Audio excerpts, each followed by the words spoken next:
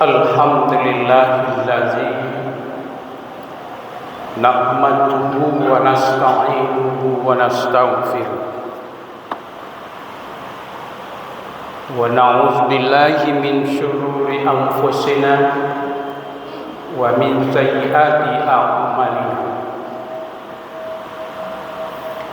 May yahdihillahu fala mudilla lahu wa may yudlil fala hadiya lahu. Asyhadu an la ilaha illallah wahdahu la syarika lahu wa asyhadu anna Muhammadan abduhu wa rasuluh la nabiyya ba'da.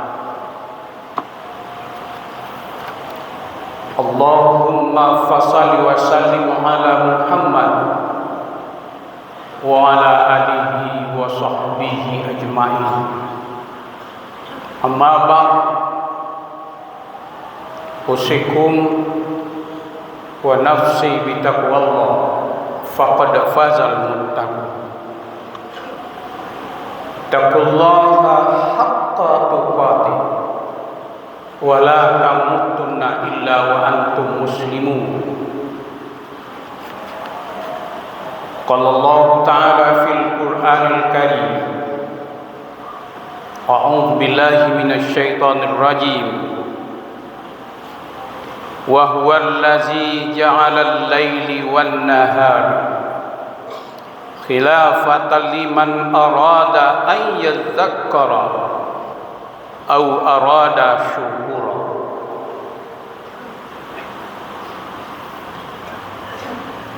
Bapak-bapak, saudara-saudara kaum muslimin sidang jemaah Jumat rahimakumullah.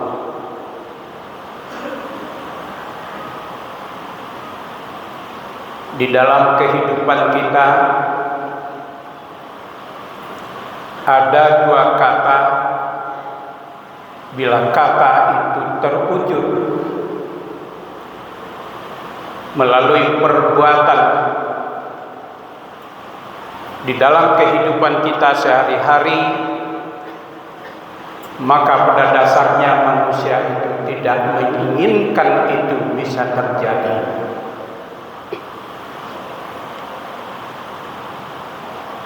Tetapi di dalam realita justru yang tidak diinginkan oleh manusia itu yang sering terjadi dan sering dialami oleh manusia.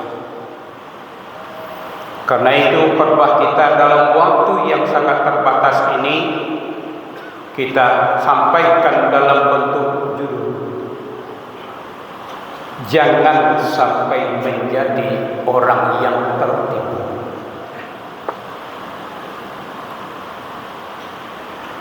Dua kata yang kita maksudkan yaitu pertama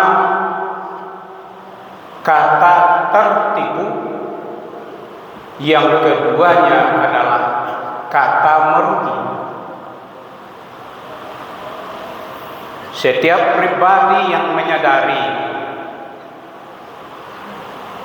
dampak dari kata yang dua itu, maka tidak satu pun di antara manusia yang menginginkan kalau dirinya berada dalam keadaan tertipu atau dia berada dalam keadaan tidak menguntungkan kepada dirinya.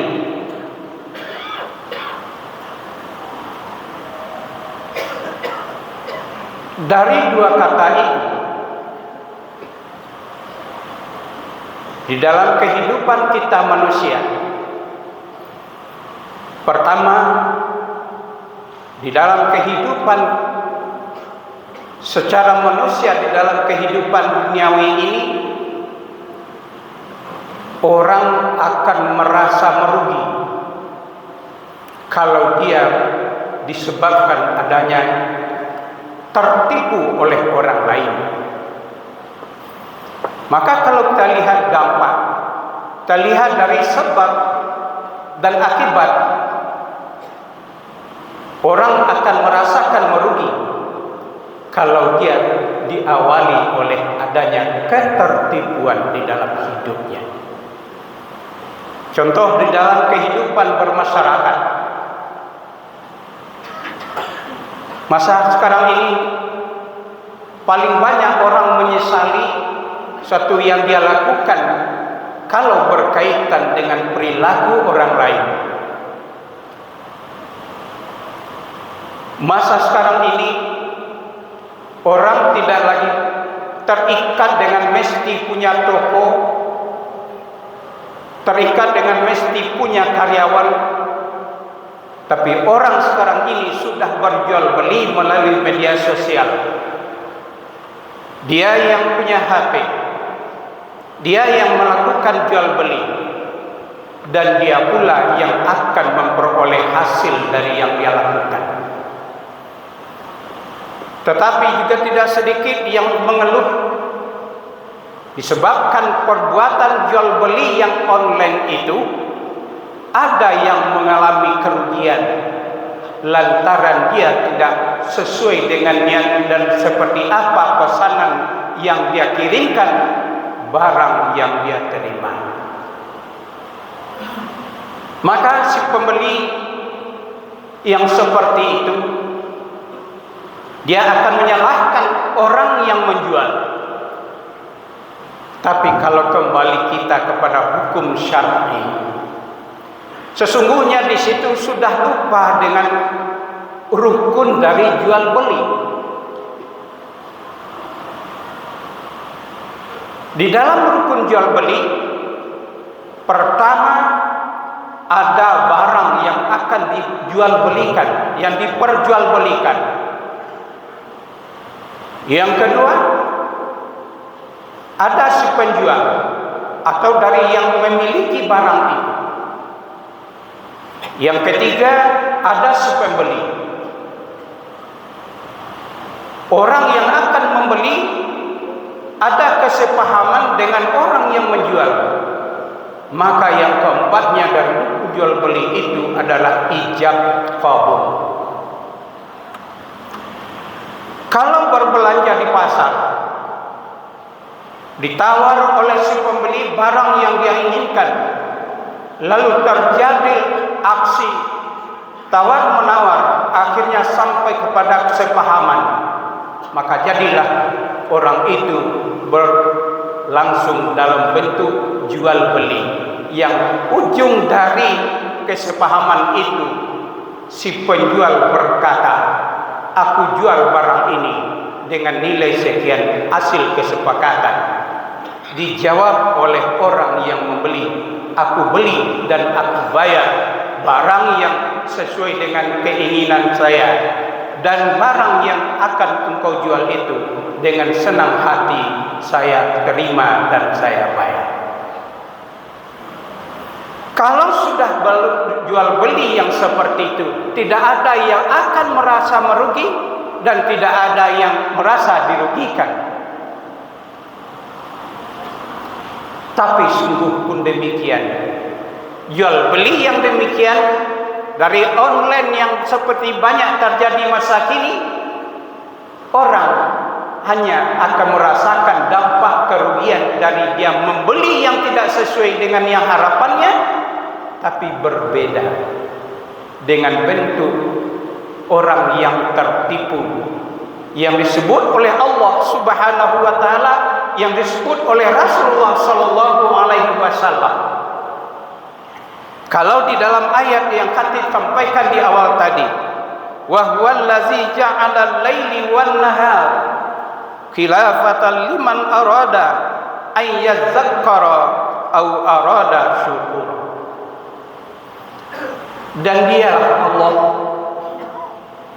yang menjadikan malam dan siang silih berganti bagi orang-orang yang mau mengambil pelajaran dari kejadian itu, serta orang-orang yang ingin bersyukur. Tidak ada dari segi waktu yang diberikan, yang dijadikan oleh Allah untuk manusia yang tidak punya makna dan tujuan. Tapi yang banyak terjadi, Tujuan Allah bisa dimaknai dan bisa diketahui oleh orang, tapi yang banyak gagal di dalam menerima nikmat Allah dalam wujud nikmat berupa kesehatan, nikmat berupa umur yang panjang. Sehingga di dalam satu hadis Rasulullah sallallahu alaihi wasallam mengatakan, nikmatani maghbun fihima, nikmatani maghbunun fihima kasirun minan nas. Ada dua macam nikmat, kebanyakan dari manusia itu merasa tertipu di dalam hidupnya. Nikmat yang banyak itu, pertama adalah nikmat sehat, yang kedua adalah nikmat umur yang panjang. Kaum muslimin sidang jemaah Jumat, apa makna tertipu di dalam kehidupan dengan nikmat yang diberikan oleh Allah berupa nikmat dan sehat dan nikmat waktu yang lapang? Dijelaskan oleh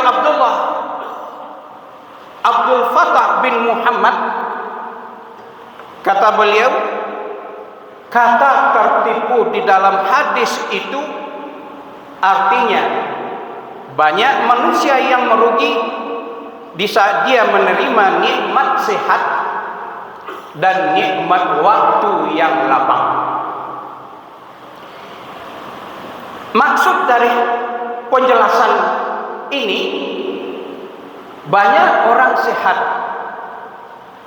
diberikan oleh Allah, bagi mereka kesehatan diberikan oleh Allah, dia umur yang panjang, tapi dia lupa tujuan Allah memberikan nikmat sehat dan umur yang panjang itu.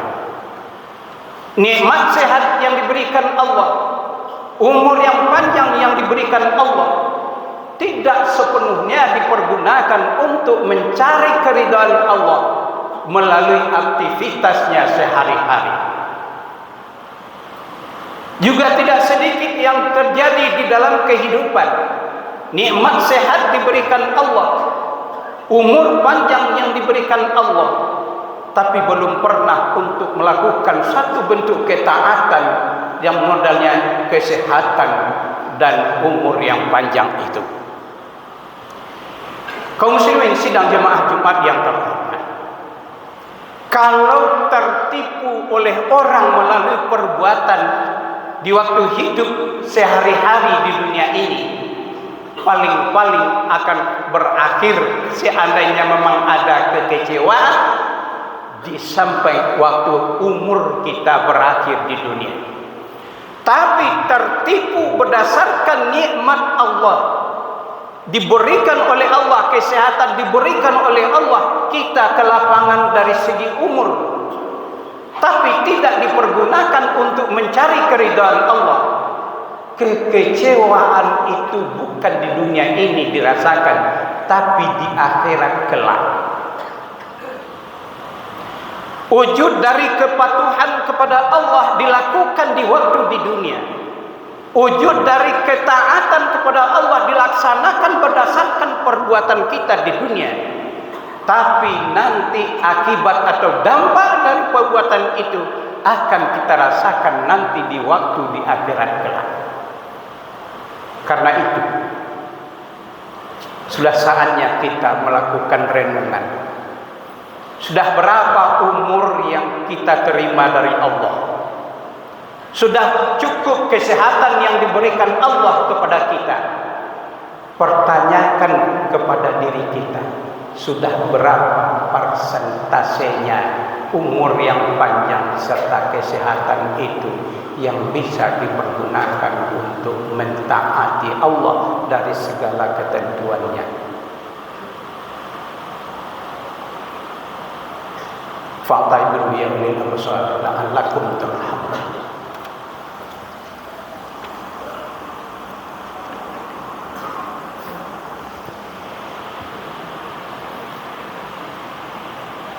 Alhamdulillahillazi arsala rasulahu bil huda wa dinil haqq liyuzhirahu ala dini kullihi wa kafa billahi syahida. Asyhadu an la ilaha illallah wahdahu la syarikalah wa asyhadu anna Muhammadan abduhu wa rasuluh la nabiyya ba'da. Allahumma fassalli wa sallim ala Muhammad wa ala alihi wa sahbihi ajma'in. Amma ba'd, usikum wa iyaya bitaqwallah faqad faza al-muttaqun. Ittaqullaha haqqa tuqatih wa la tamutunna illa wa antum muslimun. Qala Allah Ta'ala fil Qur'anil Karim, a'udzu billahi minasy syaithanir rajim. Wal 'ashr innal insana lafi khusr. Telah bersumpah Allah dengan waktu, demi masa, sesungguhnya seluruh manusia ini akan termasuk ke dalam bentuk kerugian, kata Allah. Illal ladzina amanu wa amilus shalihat. Terkecuali yang tidak akan merugi itu, kata Allah, adalah orang-orang yang beriman dengan benar-benar beriman kepada Allah. Kemudian dengan dasar beriman kepada Allah itu, dia melakukan ketaatan, melakukan segala macam bentuk untuk bertakarruf kepada Allah. Di samping dianya beriman, yang tidak akan masuk merugi itu adalah yang orang melakukan dalam bentuk amal saleh. Berbuat baik terhadap sesama, berbuat baik terhadap apa yang sudah diinginkan oleh Allah sebagai wujud dan tujuan Allah menjadikan kita. Kemudian jangan lupa, jadilah di dalam kehidupan kita sehari-hari saling berwasiat, saling ingat mengingatkan dalam bentuk yang hak, dan jadilah orang yang saling ingat mengingatkan itu dengan bentuk kesabaran, yang menyampaikannya dengan penuh kesabaran, yang menerima pun juga dengan dasar kesabaran. Innallaha wa malaikatahu yusholluna 'alan nabi ya ayyuhallazina amanu shallu 'alaihi wa sallimu taslima. Allahumma shalli 'ala Muhammad wa 'ala ali Muhammad kama shallaita 'ala Ibrahim wa 'ala Ibrahim wa barik 'ala Muhammad wa 'ala ali Muhammad kama barakta 'ala Ibrahim wa 'ala ali Ibrahim innaka Hamidum Majid. Allahumma ighfir lil mu'minina wal mu'minat wal muslimina wal muslimat al ahya'i minhum wal amwat innaka sami'un qaribun mujibud da'wat. Amin amin ya qadiyal hajat. Allahumma ij'alna minat tawwabin waj'alna minal mutatahhirin waj'alna min ibadikas shalihin. Allahumma inna nas'aluka salamatan fid din wal afiyatan fil jasad wa ziyadatan fil ilm wa barakatan fil rizq wa tawbatan qalban. Allahumma hdina wa qaumana wa ahlina ila dinas siratal mustaqim. Allahumma hdina wa qaumana wa ahlina wa umara'ana wa ulama'ana ila dinas siratal mustaqim. Allahumma arinal haqqa haqqa warzuqna ittiba'ah wa arinal batila batila warzuqna ijtinaba. Ibadallah, innallaha ya'muru bil 'adli wal ihsan wa ita'i dzil qurba wa yanha 'anil fahsya'i wal munkari wal baghi ya'izukum la'allakum tadhakkarun fas'aluhu min fadli yu'tikum wa la dzikrullahi akbar.